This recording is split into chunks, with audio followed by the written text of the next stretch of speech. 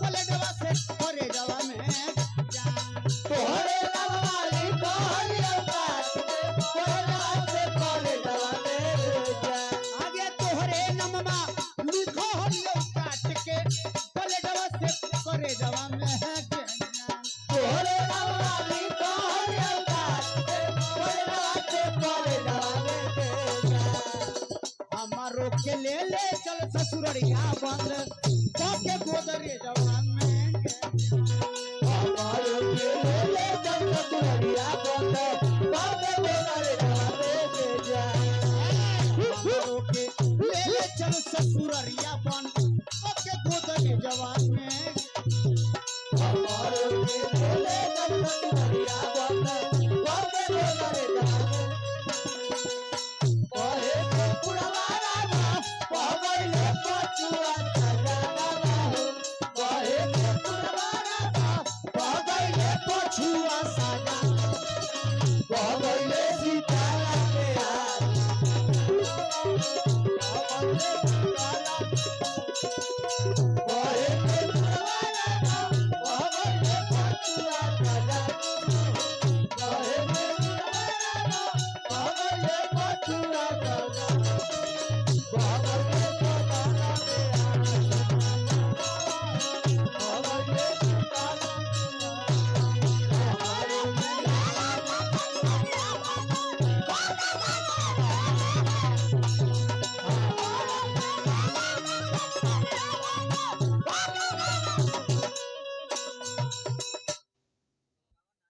आदरणीय बसंत भैया रमेश भैया नाम भूला जाए तो आपसे दिक्कत ना मानो अजीत बाबू के तरफ से हमरा बबुआ ना अजीत बाबू कोई आदमी डार्लिंग तोरी के जइबे हमार दिलवा मारी लेब गोली भेजवा मेरे जान तोरी के जइबे हमार दिलवा मारी लेब गोली भेजवा मेरे जान तोरी के जइबे हमार दिलवा मारी देव गोली छेदवा में गे जान तोरी के जइबे हमार दिलवा मारी लेब गोली भेजवा हमारो के ले चल ससुररिया बंद के गोदरे जवा में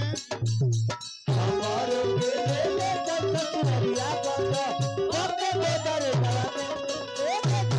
हमारो के ले चल ससुररिया बंद के गोदरे जवा में मुझे जीने नहीं देती है याद तो जीने नहीं देती है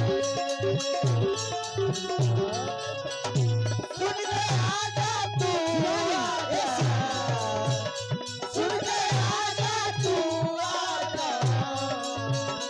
आवाज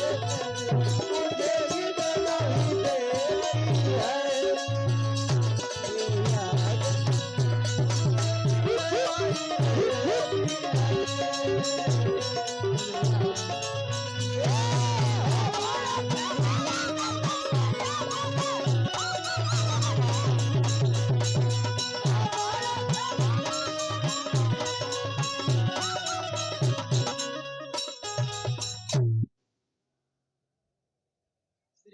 तू सुसुक सुसुक कर रोई थी हम घुसुक घुसुक टेला भैया भूलाना यदि आसान होता अजीत बाबू जब लोग बचपन में कर लिए हैं भूलाना यदि आसान होता तो साला दर्द का पैदा ही नहीं होता भैया भूलाना तो आसान नहीं है जे कर्म हो जाता है जिंदगी भर याद रहता है कि गलती घूमो हलिए बैठी के दोनों एक संग परे जवा में गे घूमो हलिए बैठी के दोनों एक संग परे जवा में गे घूमत रही बैठी के दोनों एक संग परे जवा में रे घूमो हलिए बैठी के दोनों एक संग परे जवा में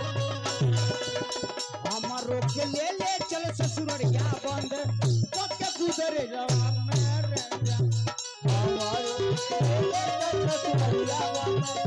के गुजरे ससुरिया बात बाप को करे